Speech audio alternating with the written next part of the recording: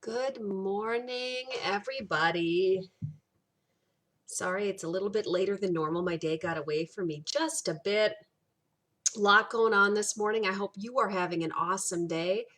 As you can see, it is finally bright and sunny outside my windows. So we are excited here in Minnesota that it's finally warm out.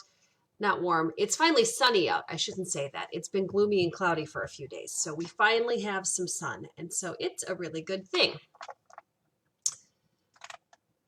Let me rearrange me here. Hang tight. All righty. So, my name is Shanna, and I am a travel consultant. I am a passionate advocate for more travel. I help families do a few things. I help families plan and execute amazing trips. I help families check things off their bucket lists, right? So, I help families who have bucket lists that are a mile and a half long, and you have no idea how to even start getting to a place where you can start taking those trips. That is what I do. Couple pieces of housekeeping here before we get started. If you are watching this on YouTube, please hit the subscribe button so that you get new videos when they are fresh and they come on. If you are on Facebook or somewhere else, do me a favor, pop into YouTube, hit subscribe, because that's a more reliable way to make sure you get all of the latest information. So, we are going to dive right into it today. We are talking about 4 things that you might be doing wrong in planning your summer vacation. 4 things that you might be doing wrong in planning your summer vacation. I know that there's a lot of people out there that are excited to travel, excited to get out there, and there's a lot of trips being planned right now. So these are just some things from my experience and some things that I've noticed from other people that you might be doing wrong in planning your trip. So the first one is not booking far enough ahead of time. Travel this summer is going to be crazy busy this year. There is so much pent up demand that places are filling up fast. Car rentals also seem to be in short supply. So as an add-on to that, kind of as a side jog, consider prepaying for your car rental if you can to give yourself added security. I don't normally suggest that, but there is like a shortage right now of rental cars. So that's something that you can do to make sure that hopefully your rental car is there when you get there, or at the very least put a credit card down. People want to go. Campgrounds have already been super busy for the whole pandemic. Airbnbs are booked up, RVs are all booked up. So now is the time to start booking. This might not be a summer, depending on where you're going. This might not be a summer that you can just throw this all together a week ahead of time and have it work out the way you want. So uh, of all the times that you want to book ahead of time, this is one of them, right? Because it's going to be busy this summer. So the second thing that you might be doing wrong in planning your trip this summer, this is something that I've been guilty of, and we have adjusted our travel planning strategy. This might not be wrong for everybody, but for us, planning too many one-night stays, right? Those are those stays where you get in. Usually you get in late because you've been doing and driving all day. You sleep for a night, you unpack, you repack in the morning, and you go again, right? We used to do a lot of these, but now that we have little kids that we travel with, we try not to do this as much for a couple reasons. What I have noticed is that a bunch of one-night stays means that you are packing and unpacking a bunch. You spend a lot of time packing and unpacking and repacking and making sure you haven't missed anything and all of those things. And this wastes a lot of time and causes a lot of stress, right? So that's the number one reason that we try not to plan too many one-night stays. And the second reason is that means that you aren't staying anywhere long enough to really see or experience it, right? There are very few destinations that you can really see well and experience in one night.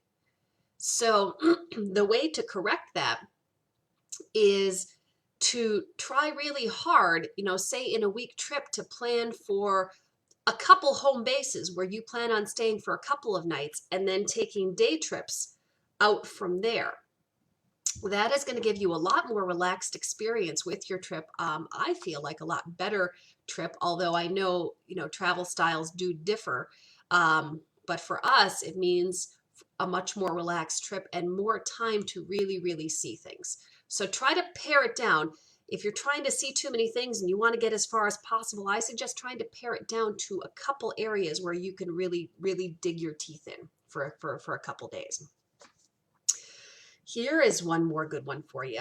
Another thing you might be doing wrong in planning your trip for this summer is not purchasing travel insurance, right? Even pre-pandemic, travel insurance is a great product at a relatively cheap price.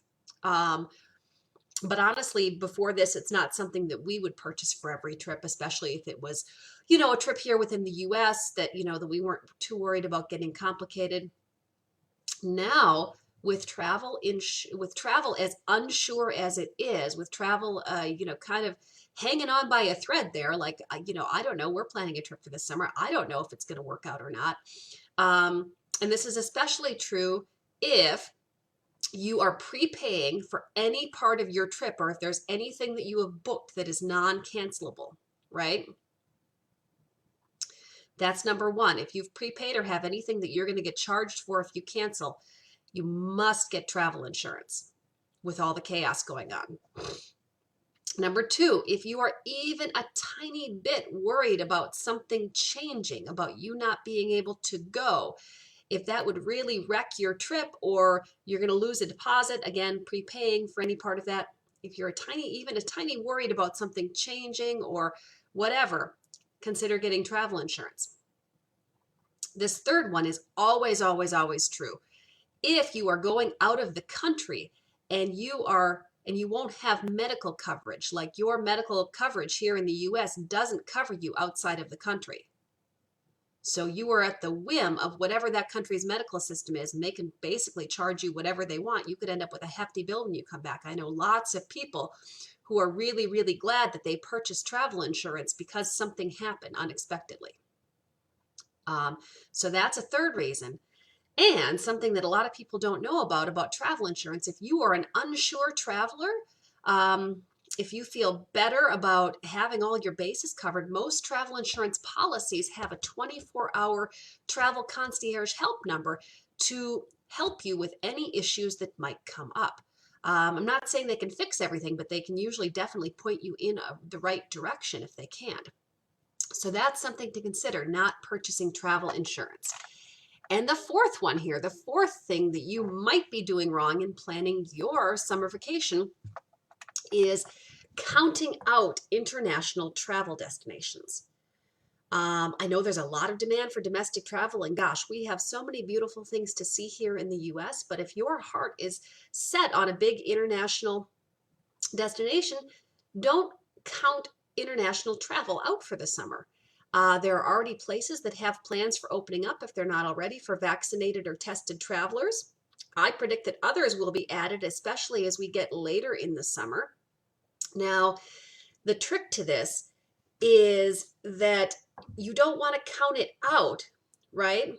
But if you're booking an international trip, I would suggest booking places that have liberal cancellation policies and having a backup plan if something doesn't work, and travel insurance. That goes to what we said before about the travel insurance. But for instance, we have booked a trip to Iceland this summer, right?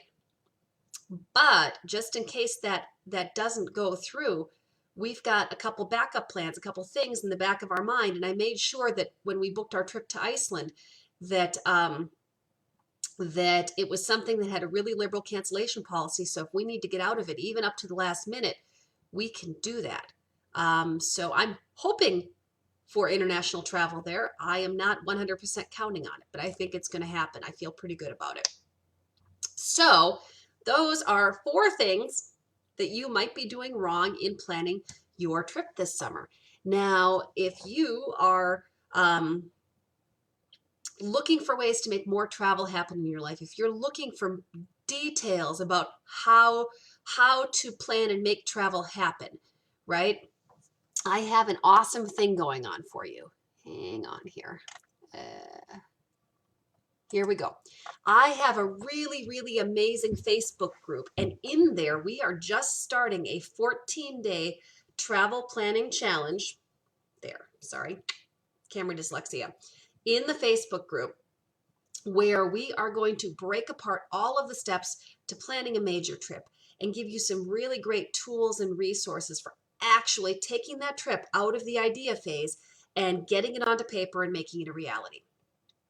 And we are actually going to plan out a whole year of amazing travel in this challenge that is happening in my Facebook group right there. So I'm going to put the link in the comments, but Facebook search Empowered and Adventurous Globetrotting Families. You can hop in there. You can join at any time and get in on the travel planning challenge that's going to be in the guides section of the group there. So I hope that was helpful for you. If you have any questions, please pop them in the comments or reach out to me.